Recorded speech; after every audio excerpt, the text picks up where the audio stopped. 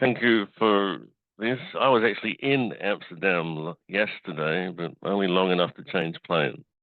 Unfortunately, I can't be there in person because my travel plans happened before I was selected for the conference. So XSL FO more declarative than you know. It's true as well as a poor rhyme.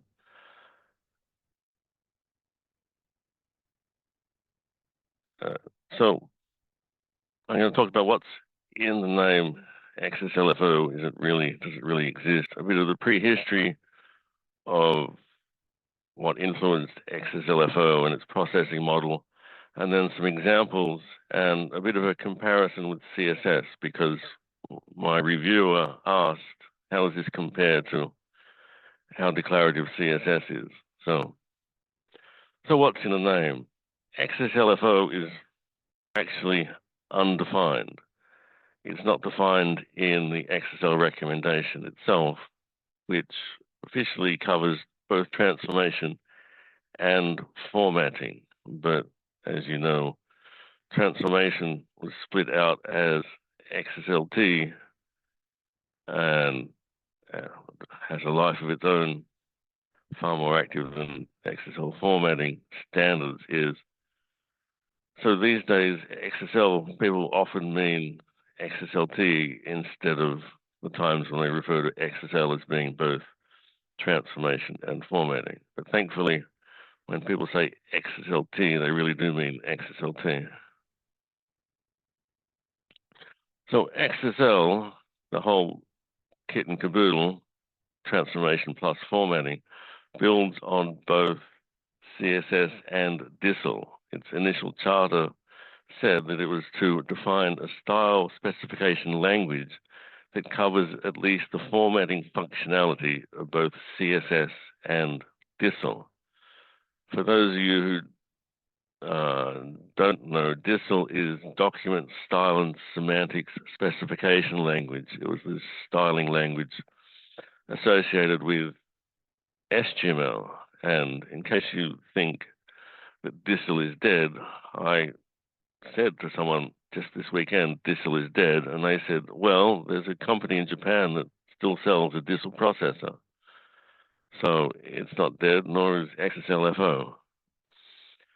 So the goals initially of CSS to support stream-based or incremental formatting where possible, which influences how CSS selectors can't look down from the current element to select the styles to use, and they can't look forward. Everything is stream-based. It's to offer both readers and authors control over the style, and initially it said it was to avoid an uncontrolled growth of HTML extensions. So we have a lot of CSS extensions happening, but there you go. So the timeline was that CSS1 existed before the XSL working group was formed, and CSS2 became a recommendation while XSL, and that is the transformation plus formatting, was in the works, and the XSL 1.1 recommendation, as well as the XSL 1.0 and 1.1, both make reference to the CSS2 recommendation plus errata as of a certain date. And as we know, XSLT split off, and all that remains in the XSL recommendations is a chapter that says, go look over there for, actually refers to XSL 1.0, because that was what was current when the recommendations were made. So the XSL processing model owes more to DISL than it does to CSS. The diagram on the left is taken from the DISL ISO standard.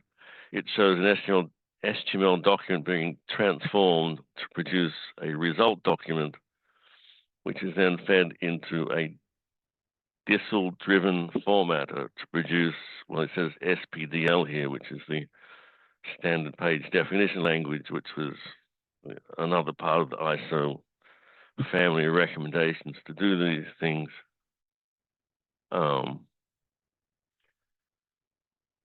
So the part of the DISA model, at least, was that the formatter didn't have to be written as a DISL format. It could be a DISL front end on an existing formatter, and it's not stated explicitly for XSL that would happen. But two of the 6 formatters that were used produced results to show that XSL actually worked to get it out of candidate recommendation stage were built on existing formatters rather than being written from the ground up for XSL. So XSL follows this processing model. There's a source tree, which is the XML in your vocabulary. There's a transformation, otherwise known as XSLT, to produce a result tree, which is XML in the vocabulary of formatting objects, which is fed to the formatter to produce something to go to a laser printer or a very small phone or a web page. In practice, XSL is mostly used for making pages for PDF in the majority to be viewed on the screen or to be printed as a book. Note that the arrows only go one way. There's no feedback, there's no decisions once you feed it to the formatter. So everything has to be declared up front. So the stages of the formatting is the XML in the formatting object vocabulary gets objectified inside the FO processor. Essentially, you make objects out of the markup, and the properties of the objects are evaluated and can be changed. Like 2M, you'll see there in the middle, the properties of FO block. If current font size is 20 points, as it says, then 2M is 40 points. So we have absolute lengths for relative lengths in the refinement stage. And then the formatter generates areas which are then rendered onto the page, onto the screen, etc.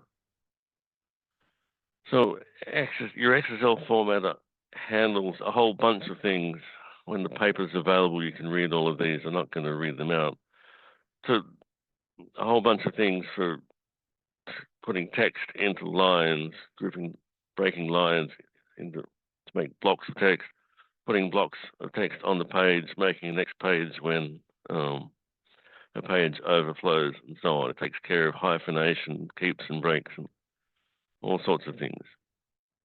All of this without any scripting on your side, other than you set up the properties and the formatting objects, and it just happens.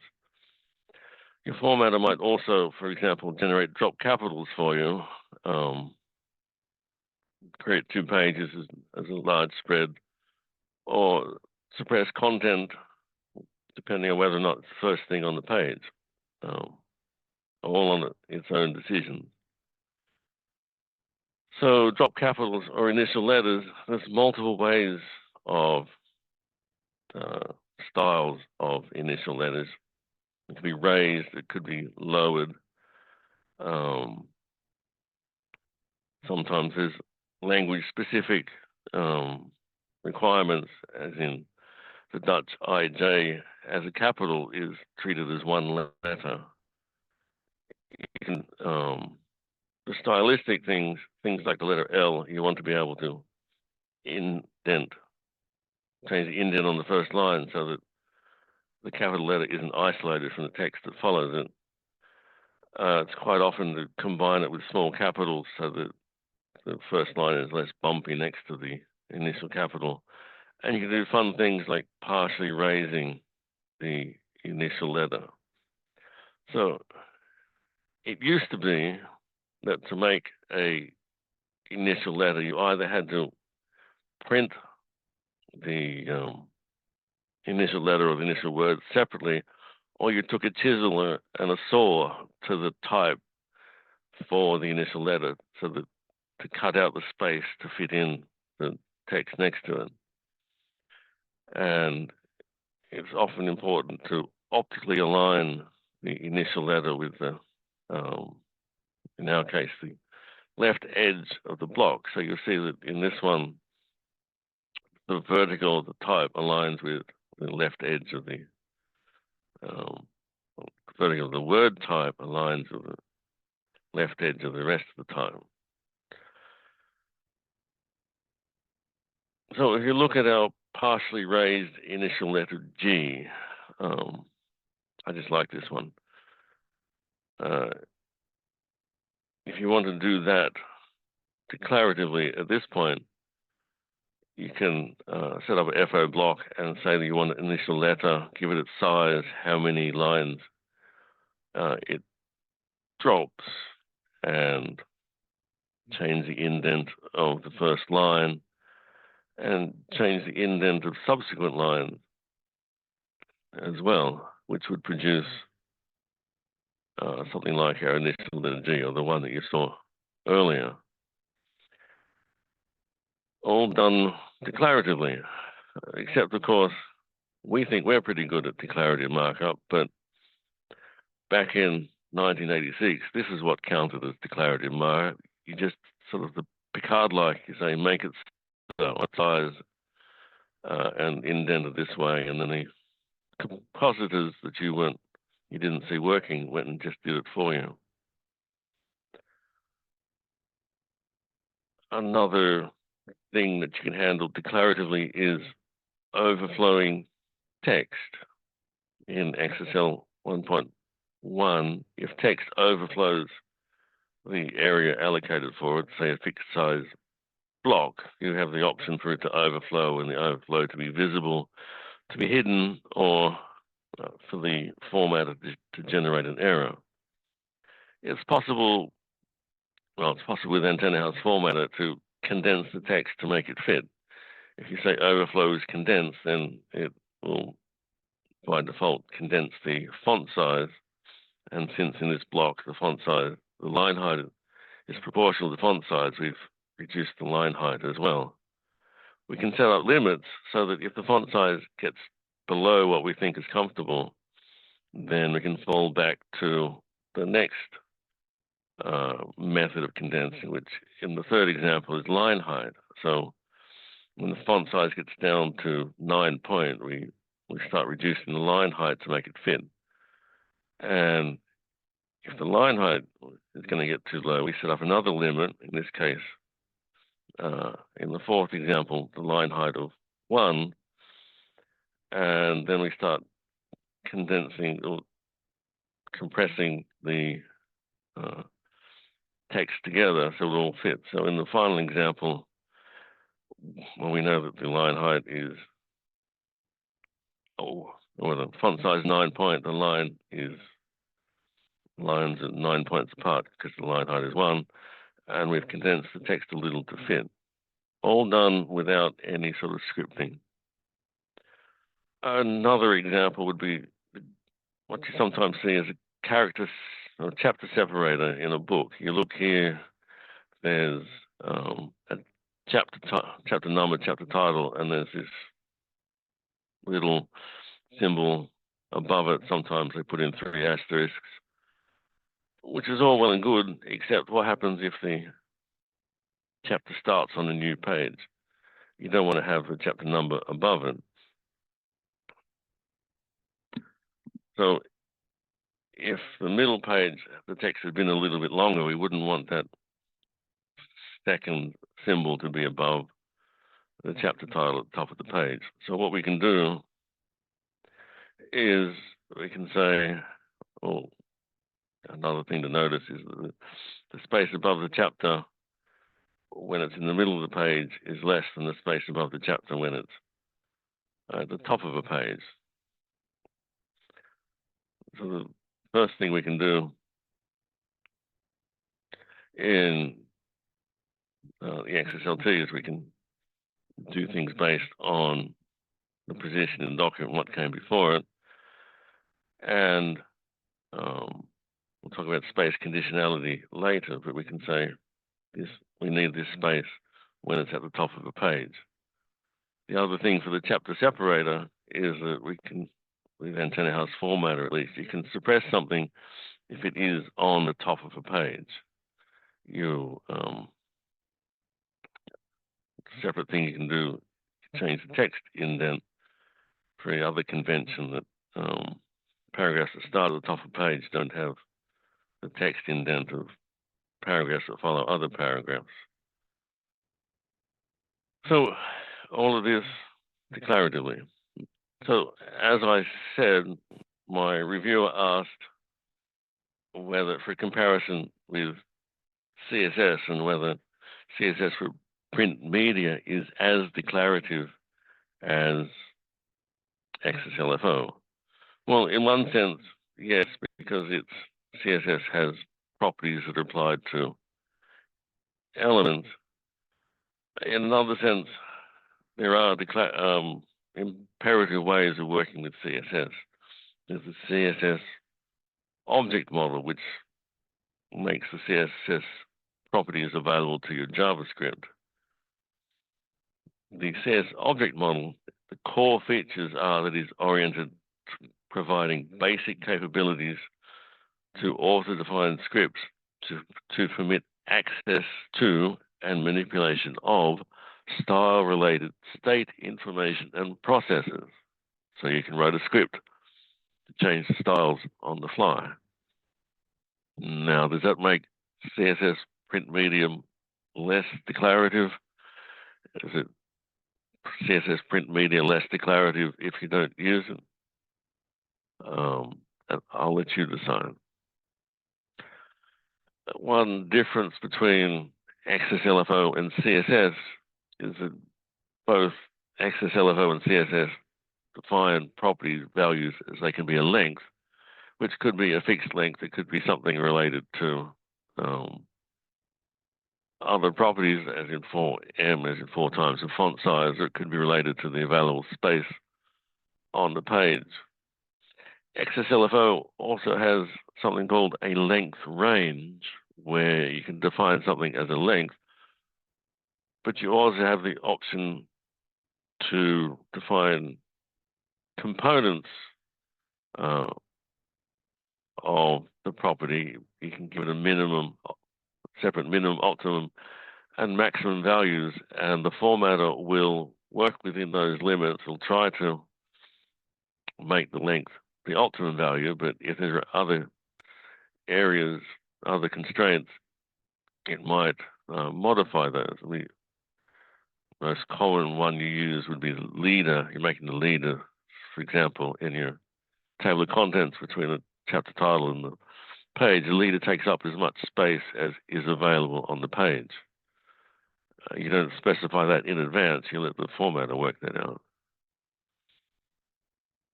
XSL FO also has something called a length conditional, which is a length, but also has a conditionality component to say whether to retain or discard the length. This is used for borders and padding. For example, when a block that has a border breaks over a page, you have the first half of the block on one page and the second half of the block on the other page. If you retain the borders, then the part of the block on the first page would have a complete border, and the part of the block on the second page would have a complete border, which could lead your reader to conclude that they're two separate things. If the default behavior would be to discard the border, so you have 3 sides, 2 sides on the top of the part of the block on the first page, and you have 2 sides on the bottom border on the part of the block on the second page, but you have the conditionality component to say whether that should or shouldn't happen. Another one from XSL FO is the concept of a space. It has the minimum, optimum, maximum, and conditionality of the other data types that you've seen. It has another one called precedence for, which is the integer value for trying to set the priority of this space over adjacent spaces. In practice, people either don't use it or they say precedence equals false, which means it's always there. XSL FO also has the margin properties in common with CSS, but they are mapped to space properties or start indent, end indent properties. The margin properties are fixed lengths, and the space properties are spaces. So this very contrived example, on the left-hand side, there's 3 fixed-size boxes with margins. The bottom margin is, on the first box is 10 millimeters. The middle one has top and bottom margins of 5 millimeters, and the bottom one has a margin top of 10 millimeters. The end result, because they're all kept together, is that there's 10 millimeter space between each of the 3 blocks, and the thing overflows. It is very contrived. If we change the margins to spaces, the middle one just shows you that given the option, the formatter will use the optimum space if there is space available. On the right-hand side, we have a third block, so there's not enough space for 3 blocks at the optimum spacing, and the formatter has fit them all on the page as best it can. It fits. And we don't have the optimum spacing, but we do have at least the minimum spacing that we specified. Another difference between CSS and XSL FO is the page regions. XSL FO defines 5 page regions, and which depends on the writing mode, because it has region start and region end rather than right and left, and before and after rather than top and bottom. And you direct content to the page regions from a static content element in your XSL FO. So I'm not going to spend much time on this example, but we can set up FO static content and send it to named regions on the page, and the page masters for the different pages have different names for their regions. So, for example, I'll just look at the first orange one. The even header is directed to the page master for the even pages, because it has a region with the corresponding region name. The content you can put in your static content is ordinary blocks and things, and you can also put in a retrieve marker for getting content from the body of the document, from the flow. CSS, on the other hand, has 16 predefined page margin boxes, which have fixed positions on the page. Their size varies depending upon partially what you put in them and whether they are fixed width or not. We have a whole book on CSS page media if you're interested. You'll note that they're absolute positions rather than being relative to the writing mode. So if you want to put something in the header and footer in XSL FO, you use a marker in the flow, and that is taken out of the flow, and a retrieve marker will use the most relevant FO marker for the context. I won't go into details about how it selects which one to use. The point is, when you're using XSL FO, you generate your FO markers the same way, or the same time as you generate everything else when you're using the XSLT to turn your XML into the formatting object vocabulary. In CSS, you can either have named strings, which can copy text from the document or be literal text in the property value. We can have running elements, which, like markers, exist in the flow and are taken out. And again, the most relevant one is used in the header or footer. But the question becomes, how do you generate your running elements? It's the sort of thing that you don't want to put in your authoring document. So If you're in the XML, XSLT world, you just transform your authoring XML, authoring HTML to duplicate the content that you want to take out for running elements. If you're in the JavaScript HTML world, then you would use JavaScript to do that. And then, so how declarative is your CSS if you're using JavaScript to generate some of the content that your CSS uses? I mean, it's really only a conference like this that we have these sorts of conversations about, oh, we won't use that because it's declarative or imperative. So then the question becomes, what if we have something like the S1000D footer, which in this example has 5 things in it? In practice, you could put a few more things in there as well. If you're doing your CSS, then you have to duplicate all, you have to duplicate all of the information into running elements. And again, there's no standard way to do it. In XSL FO, you can have separate retrieve markers or separate markers for the different parts of it. I'm running out of time. And just use those. Spreads we can do in XSL FO. I don't know how to do that with CSS, because CSS, every element can change the page design sort of on the fly, whereas XSL FO, the page sequence is predetermined. Indexes. This is from a paper by Donald Knuth, where he describes indexes as the most complex thing that he's had to do. XSL FO, his examples aren't all that hard because we have leaders and we put multiple leaders together to get the different things. And we have different properties for justifying text and aligning text. XSL FO has, XSL 1.1 has properties for indexes, and the XSL formatter will sort of collate the indexing properties for you and make it easier to get the pages corresponding to a particular index key, and it will merge page numbers for you so that you get ranges rather than individual pages.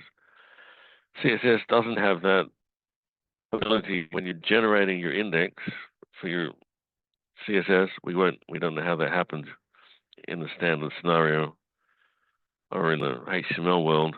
You have to generate separate page number indexes, references for all of the index hits. By itself with CSS, you would end up with individual page numbers. With Antenna House Formatter, we can do the same things as in XSL FO and merge numbers to create sequences or ranges. So to finish, XSL FO, you might find today is more declarative than you know. The XSL formatter is a black box. There's those arrows going in one direction in the block diagram. So everything is declared up front. The formatter lays out the lines, text in the lines, breaks lines to make blocks, and when the blocks overflow a page, it will make more pages for you. CSS for page media will do something very similar, but whether it is as declarative or whether it has impure thoughts about scripting, it's for you to decide whether it's as declarative or not. And I think you've seen that some things are easier or just possible in XSL FO that the CSS processing model